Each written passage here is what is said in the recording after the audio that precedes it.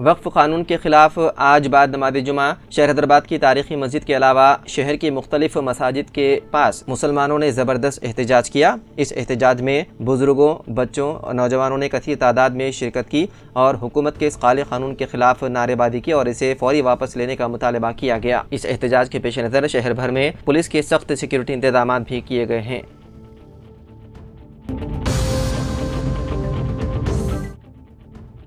केरला की मुकामी अदालत ने एक एम्बुलेंस ड्राइवर को 19 साला कोविड मरीदा के साथ जिनसी ज़्यादती के जुर्म में उम्र कैद की सज़ा सुनाई। ये वाक़या सितंबर साल 2020 का है, जब कोविड वबा अपने उरूज पर थी। मज़कूरा मरीदा को कोविड केयर सेंटर मुंतकिल किया जाना था।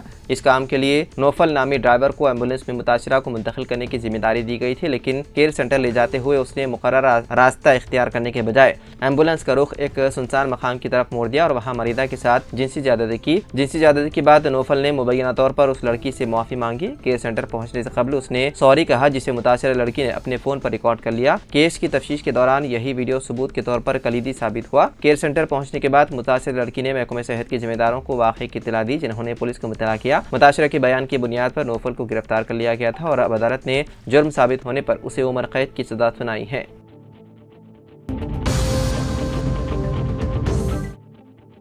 NIT वरंगल में बीटेक साले दुवम के एक तालिब इल्म ने खुदकुशी कर ली। बताया गया है कि तालिब इल्म का ताल्लुक हैदराबाद से था, जिसकी शनाख्त 22 साला ऋतिक साई के तौर पर हुई है। वो हॉस्टल में रह रहा था और मुबैना तौर पर कम नंबरों की वजह से मायूस था। चारशंबे को हॉस्टल से लापता हो गया। उसके दोस्तों और हॉस्टल के अमले ने साई के वालिदैन को इसके बारे में मुत्तला किया। जुमेरात को मुकामी लोगों ने पुलिस को काजीपेट के मदाफात में वाक़े वेडीपल्ली झील में एक नाश मिलने की इत्तला दी। पुलिस ने नाश को बरामद करके वरंगल के महात्मा गांधी मेमोरियल अस्पताल मुंतकिल कर दिया। पुलिस ने महलूक की तस्वीर और तफसीलात सोशल मीडिया पर गर्दिश कर दी।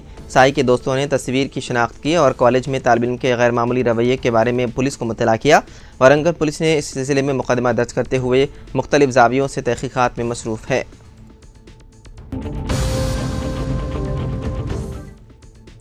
बॉलीवुड अदाकारा स्वरा भास्कर ने इजरायली जारहत और जुल्म को इंसानियत की नस्लकुशी करार दिया और कहा कि बच्चों को ज़िबाह करना, इंसानों को जलाना और बमों में उड़ाना मामूल नहीं। अदाकारा ने अपने पोस्ट में लिखा कि ज़िंदगी के मसरूफियात के बावजूद गाज़ा में की जाने वाली होलनाकियों को भुला नहीं पाते हैं। अदाकारा ने अपने सोशल मीडिया पोस्ट में गाज़ा में होने वाली जालिमाना कार्रवाइयों पर अफसोस का इजहार करते हुए लिखा, मैं हर दिन ऐसे माँ बाप को देखती हूँ जो अपने मुर्दा बच्चों को गोद में उठाए रो रहे हैं। ऐसा बच्चा जिनका सर तन से जुदा हो चुका है और जिस्म के टुकड़े इजराइल की जानिब से की गई बमबारी ने फिजा में उड़ा दिए हैं। लोग अपने रिश्तेदारों के आधा प्लास्टिक बैग्स में उठाए हुए हैं, जबकि एक शख्स को जिंदा जला दिया गया। उन्होंने अपने पोस्ट में मजीद लिखा कि हम सब एक नस्लकुशी देख रहे हैं। ये बदतरीन जंगी जराइम और गैर इंसानी मजालिम को हमारे सेल फ़ोन पर लाइव स्ट्रीम में दिखाया जाता है और हम कुछ नहीं कर पा रहे हैं। उन्होंने कहा कि हम सब आहिस्ता आहिस्ता मरते जा रहे हैं। इसराइल सिर्फ गाज़ा को तबाह नहीं कर रहा और फ़लस्तीन में कत्ल व गारतगिरी नहीं कर रहा, बल्कि वो हमारी इंसानियत छीन रहा है।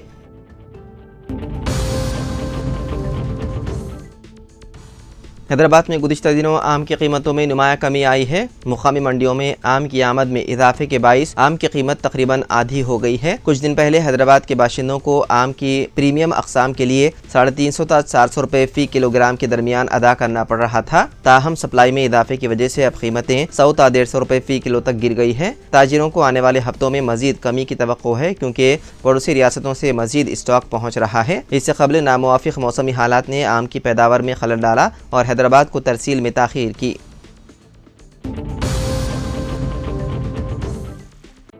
एक गैर मुसद्दिक़ा गैर तस्दीक शुदा पैगाम जिसमें रामागुंडम में ज़लज़ले की पेशन गोई की गई है। इलाके में खौफ व हरास का माहौल है। ज़लज़ले की पेशन गोई से मुतालिक सोशल मीडिया पर शेयर की गई पोस्ट में कहा गया है कि रामागुंडम के करीब जनूबी हिंदुस्तान में ज़लज़ले की पेशन गोई की है। तहक़ीक़ और तज्ज़िये के मुताबिक ज़लज़ले के झटके हैदराबाद, वरंगल, आंध्र प्रदेश और महाराष्ट्र के अमरावती में आ सकते हैं। मुख्तलिफ सोशल मीडिया प्लेटफॉर्म्स पर आवाम की जानिब से इस पोस्ट को शेयर किए जाने से मुकामी लोग खौफज़दा हैं और एहतियाती तदाबीर इख्तियार करने को कहा जा रहा है।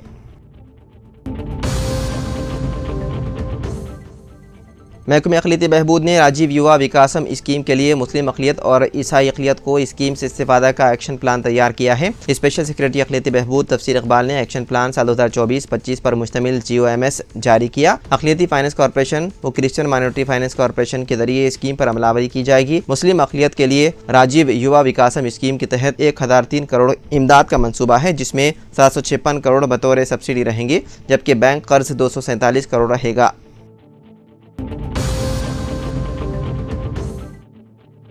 तेलंगाना पब्लिक सर्विस कमीशन ने ग्रुप 1 जायदादों के लिए मुंतखब उम्मीदवारों के सनदात की जांच के लिए शेड्यूल का ऐलान किया है। जारिया माह 16, 17, 19, 21 और 22 अप्रैल को सुबह 10:30 बजे तक दोपहर 1:30 बजे, दोबारा दोपहर 2 बजे तक शाम 2 बजे तक दरख्वास्तों की जाँच की जाएगी। हैदराबाद के नामपल्ली में एस प्रताप रेड्डी यूनिवर्सिटी में उम्मीदवारों के सनदात की जाँच की जाएगी। सनदात की जाँच के लिए मुंतखब होने वाले उम्मीदवारों की फहरिस्त तेलंगाना पब्लिक सर्विस कमीशन की वेबसाइट पर दस्तयाब रखी गई है। उम्मीदवार 15 था 22 अप्रैल की शाम 5 बजे तक वेब ऑप्शन दे सकते हैं। तेलंगाना पब्लिक सर्विस कमीशन ने मुंतखब उम्मीदवारों को मशवरा दिया है कि वो असल असनादात के साथ 2 ज़ेरॉक्स कॉपियां जांच को हाजिर होते वक्त अपने साथ रखें।